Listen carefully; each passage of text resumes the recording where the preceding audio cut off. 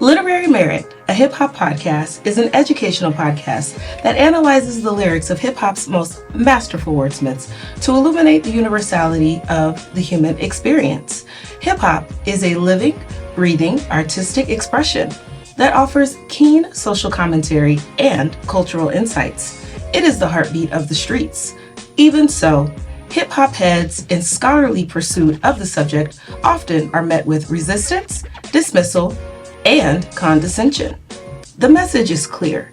Hip-hop has no place in academia, but we know better. Its rhyme schemes are nuanced, its themes are rich, and its lyrics contain layers of complexity. It's time to flip the script on the canon. This is Literary Merit, a hip-hop podcast. I first encountered the term literary merit as an advanced placement or AP English student. Years later, I internalized it as a high school AP English teacher. The term refers to high-quality writing. Works that contain such writing have literary merit. I have always questioned the narrow canon of works deemed worthy of the category by the Academy. My lifelong exploration of hip-hop lyrics and study of the English language tells me that hip-hop has literary merit. Further, hip-hop adds supplemental elements that make it engagingly unique. The genre expands the canon in its narratives of the human condition and universal truths that have yet to be studied collectively and widely accepted. I see redefining our understanding of what it means to be an academic and what scholarship looks like as an integral part of a larger conversation about belonging. We introduce a world of possibility when we showcase the myriad examples of and pathways to literary genius. As an educator and hip-hop head, I want this podcast to speak to the ones who listen to entire albums, obsessively analyzing the lyrics, cadence, beats, music, structure, etc. The ones who want to go beyond the canon. The ones longing to engage in analytical conversations about hip-hop. Literary Merit, a hip-hop podcast, is my attempt to do so. Thank you for indulging me. Even though people have different ways of relating to Pac, everyone finds some way to relate to Pac. It changes, right? Like there's that amazing kind of breakdown moment where he's like, we need to change the way we eat. We need to change the way we live, right? We need to change things about it. So like, on the one hand, he's saying nothing's changing, but on the other hand, he's saying, but we need to change, right? And I really, that holding those two things in tension, I really relate with that. And the way that he brings light to these, what anybody else would consider a negative experience, right? Or it's so soothing in the way that he brings it to you, right? Because keep your head up. We're talking about abuse of women. We're talking about rape culture. We're talking about taking away rights. Like those are dark topics. Like that is hard to talk about, right? Changes. We're talking about the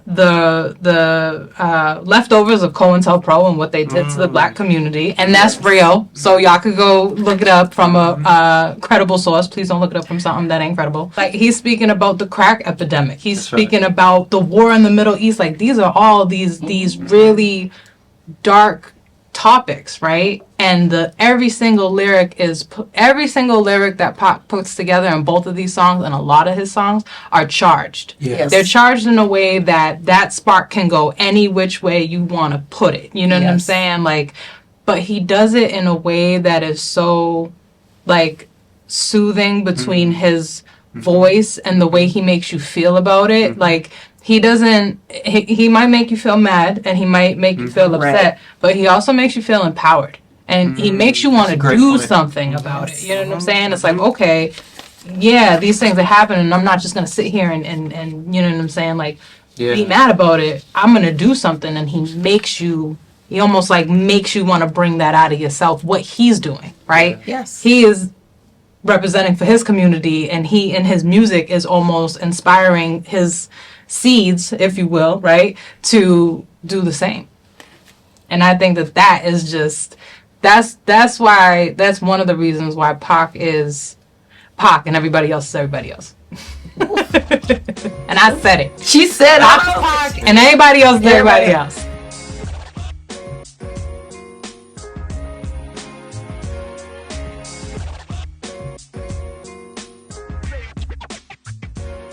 Okay.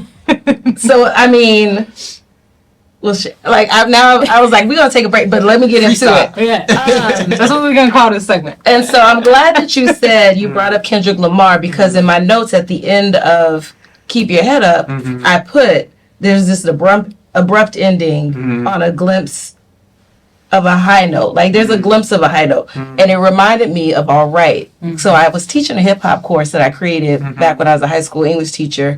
And one of the songs that was popular at the time was Kendrick Lamar, All Right. So we sit down and we start looking at these lyrics. And then it dawned on them. They were like, I didn't know the song was so dark. And I was like, right. You weren't paying attention to the lyrics, right? And so I wrote that down. This song, Keep Your Head Up, reminds me of Kendrick Lamar, because the chorus, the refrain is like this, keep your head up, keep your head up. But he's talking about a lot. Yeah. It's dark, dark, dark, dark, kill my surviving and ain't no hope and da-da-da. But keep your head up. And it's almost like, it's like right on that line of sarcasm, almost. It can kind of feel like that. It's like, is he hopeful, or is he saying like, this is a lot of stuff, right? Yeah. When I started looking into the samples, right? We got Ooh Child from the 5 Stair Steps, right? I had to look that up. First Family of Soul from Chicago, right? And that's sampled, and the lyrics in that song, someday we'll get it together, we'll get it all done, lighter, brighter sun, and we're going to end up, at the end they're saying right now. Yep. Then we have a sample from a song called Be Alright by Zappa and Roger, which I did not know.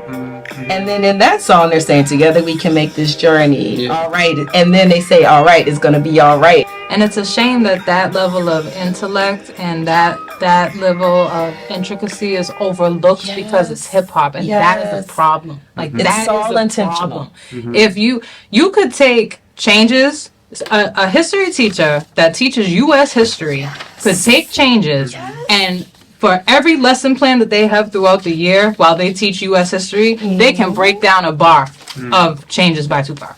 Like, it resonates with exactly what it is that folks are teaching in their classrooms, but because of who it comes from and what it sounds like, it's diminished as this other thing. And I will say, I am very proud to be part of this collective of what's being called hip-hop educators, us right here, right, who are saying, no, hip-hop has a place here, and you're not gonna overlook the intelligence and intellect of this community. Like, this is deep. Like, these things are deep. It ain't luck. No. It ain't just happenstance. Nope. They don't just fall into a good hook and resonating with people. Like, the emotional intelligence that it takes to hook somebody into a song in the way that y'all are talking about. Yep. That is a skill. Yep. That is something that is honed. And it's telling me.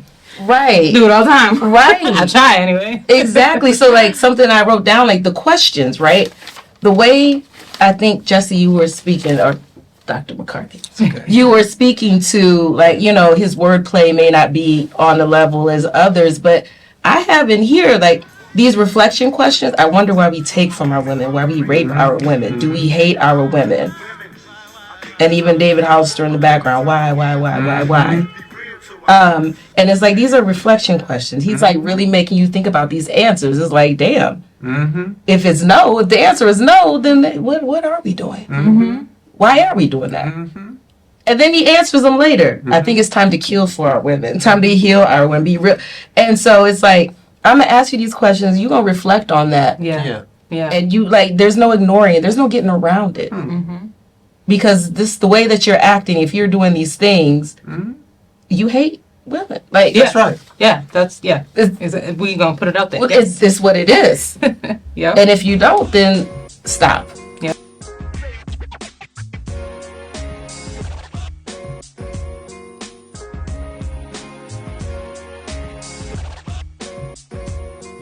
black men who were rappers were not bearing their soul to the world and being sensitive and being open about their emotions, like just publicly and just letting it fly, right?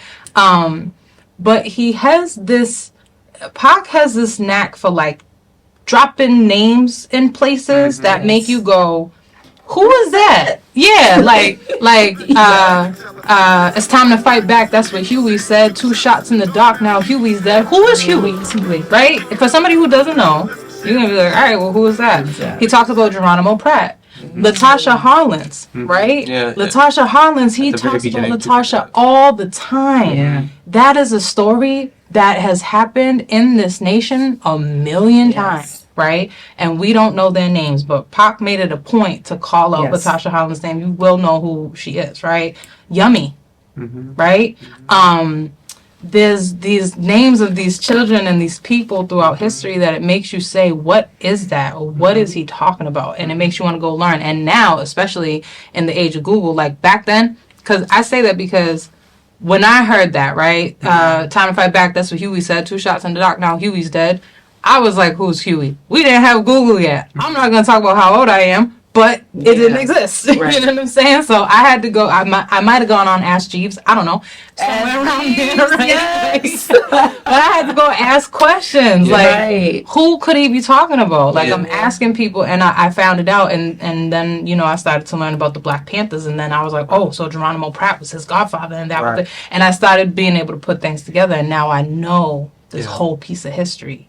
Yeah, nobody was trying to tell me in the first place. Because who learned about the Black Panthers in school? Nobody. And the Latasha Harlins, I knew the name, but when I was doing this and preparing for this discussion today, I was like, let me make sure I remember this. I got this right. And just for anybody listening, if you don't know who Latasha Harlins is, 15-year-old girl, shot in L.A., 1991 in South Central, by a Korean store owner, and this was the same month as Rodney King. It was a week or 2 weeks after Rodney King. It was like back to back, like immediate, and that's where. So we know about the LA riots, right? But does anybody talk about why? Right. Why? This little girl went into a store. The ladies thought that she was stealing a juice. There we go. And she had the money in her pocket. And she put the juice back on the counter and went to go walk out, and the store clerk shot her in the back of her head. And when they found her, they found the $2 on her that she was going to use to pay for the juice. It was over a $2 juice. Right. But still, we got to make a change. Like, you know, he's like, I don't see it yet, but it's possible. Like, he gives you this sense of possibility of a better way. Yes. Right? And, like, if we didn't have that, like, there's a lot going on, even right now. The world is crazy, right? And if we don't have hope that things can get better, and we don't have some drive behind that hope to say, like, we can, right? Yeah. We can do something. We can start. We can move the needle forward. Then everything's lost. It's going to go to the evils of the world, and that's going to be it. Like, you always have to have some level of fight in you. And I think that is the thing that Pac ignites from his mother. More than so many other artists, you really see Pac taking a kind of very deliberate, a very conscious stand to say, I'm not going to allow the industry to completely determine or define me and my message. Yeah. You know, or what role I think I'm supposed to play vis-a-vis my community. Yeah. I'm going to set those terms. You know, I'm going to put out the records that I think need to be out there, that need, you know, I have a conception of what I'm doing that may or may not work with, you know, you label or this label. Yeah. But it's a difficult place that we're in. I wanna add to some of the things that you've said. I definitely, like, it's funny because we know what's being put out and commercialized for hip hop right now, right? And we know the implications of it. I don't want to steal anybody's joy. We still gotta have fun, right? I'm with you. You wanna Meg Thee Stallion, Cardi B it out? Yes, because you're not really gonna listen to Pac in the club. Like, let's be serious. But maybe how do you want it?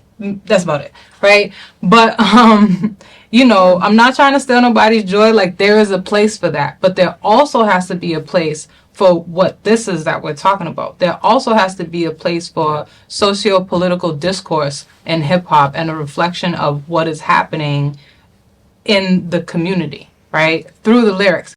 The problem, of course, though, is what about, you know, the role of the artist relative to the community? Yeah.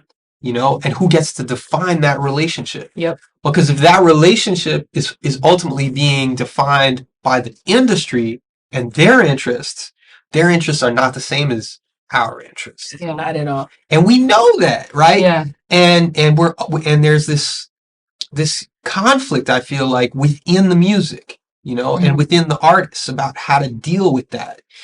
And you see it in pop. Yeah. You know? People don't know that they need this type of music until they get it. Oh yeah. And then it's like, I really need, like, the student that you had, right? Yeah. I really needed to hear that, even know. right? Yeah. And there are artists all over the place right now that got these messages that That's folks right. really need to hear. That's you right. know?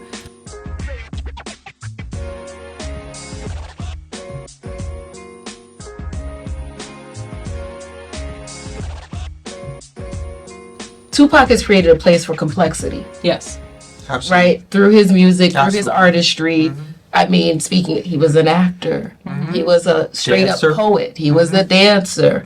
He made songs, and he made songs that were about all types of stuff. Yep. He had the gangster rap. He did the sexual stuff. He did the socio-political stuff. So he's like, him as this embodiment of complexity put me in the mind of Walt Whitman. You know, Walt Whitman, the song of myself. I am large. I contain multitudes. Yeah. Yeah. Pac contains multitudes. People, like, that's something, when you said that, I was like, even no matter what Pac did, it's funny because he was always on brand. Yeah. Like, Every that time. brand of, like, Tupac was, but I think that's because he was so raw and unforgiving of who he was. Like, this is who I am. And people are complex by nature. Yes. Like, I like hip hop and I like Harry Potter. You know what I'm saying? Like, you know what I mean? Like, and that's just what it is. Like, I just what also it is. like to cook and I nerd out on cooking shows. Like, you can be multiple things at once. It's very uncomfortable. Yep. Like, it's very uncomfortable to be that raw with your experiences and your emotions and just, like, give it to people for consumption because they're going to critique it. They're going to say, you good, you not good, you this, you that, right? So it does take a level of bravery, and I think Pac in particular was so fierce in that bravery to say, like, this is who I am, and it doesn't make me any less of anything that I am, right? I can be vulnerable Yes. and emotional, but that doesn't make me less of a man, right? I can be this and I can be that, but that doesn't, I can be political and I can want to, you know what I'm saying, fight the government, but that don't mean I don't be in these streets, like, you know what I'm saying? Like, it doesn't take away from who I am because I am all of these things. And that is hard to do. And I love that you brought in, you know, the Whitman, the multitudes, because, you know, I think, and Jasmine, that's what you're saying, right? That, like, Pac can be vulnerable, and he can be tough. He can be thug, he can be poet, he did ballet, you know, he was somebody, but I think the reality that we have to say this in the context of, right, is that, like, black masculinity and its, let's say, you know, and the way it's treated in American life and in American culture, I think typically puts a lot of pressure, especially on young black men, to feel like they cannot be, that they cannot contain complexity. Absolutely. That they cannot express, you know, a multitude of identities within themselves. That they can only be a certain way, or that they can only, you know, like certain things, or that they can only move in certain ways. Yeah. And I do think Pac was very sensitive to that, to the power of those projections upon himself, but also, as it's that thing I was saying earlier about how, like, he's always thinking about a larger we, not just him personally and what he was going through, but his sense of what young black men in America are going through, and saying to them, no, you can have, you know, You can be contradictory. You can move in this way and in this way. You don't have to sacrifice this part of you or this part of you, but you can actually embrace, you know, all these parts of you. And again, that's just something that I'm not sure we see that many artists who are capable at that level, at a kind of mainstream popular musical level, of expressing such a variety of relations to one's black masculinity. Never had a friend like me. I Ain't Mad at You. I Ain't Mad at You is a song about masculine reconciliation. You know, Never Had a Friend Like Me is about, you know, friendship. Songs, you know, hip-hop songs, pop songs of this kind of magnitude that like attend to that kind of quality. I mean, it's really remarkable, right? And we're going through the list, right? And these are all songs written before the age of 25.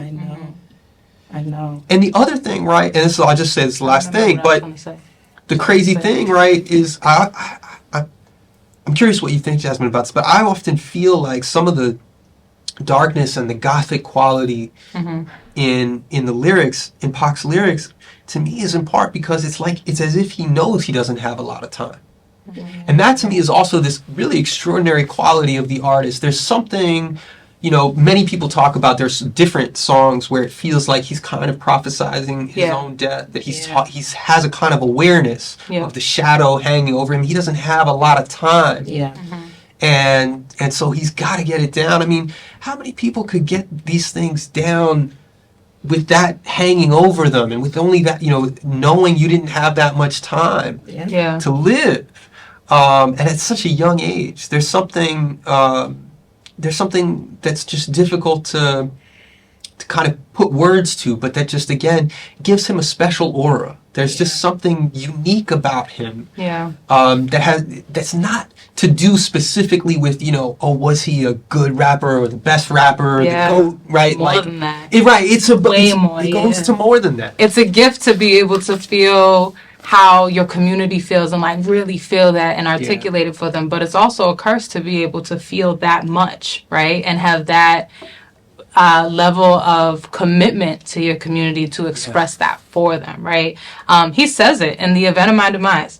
In the event of my demise, when my heart can beat no more, I hope I have died for a principle or a belief that I have lived for. Like, he knows, like, if something happens to me, I hope that I have left behind a legacy, right? Like, I hope that I have left behind something that lives for the people who need it, in a way. And it's funny because the complexity of writing songs like these, like that are about friendship, that are about, a lot of songs about death, right? I see death around the corner, right? We're talking about death, we're talking about friendship, we're talking about life, we're talking about women, we're talking about, the political, climate of the United States and the world, right? It's hard to write about those things and to make them resonate so far. And he was able to feel that so much currently, and for whoever were to come after him, that he could encapsulate that in the music that we have right now. And this is how you create a legacy. This is how you become an icon and not a rapper. This is how you have classes that are taught on you and podcasts that are created to dissect your lyrics, because it's bigger than yourself, and you leave that behind for the rest of us. Like, if you're going to create art, that is the ultimate, right? Because whatever I create, I was here. My album, I was here. I did that. That lives for forever. Like, Pac, he was here, and he let you know that. And he's still here, technically, through all this. He's still here. In this episode, we discussed the implications of Tupac's lyrics in hip-hop and their impact on the world. We hope that you enjoyed our discussion and learned something new. Join us next time as we bring the conversation to a close by detailing our takeaways. Until then, we wish you love, life, and hip-hop.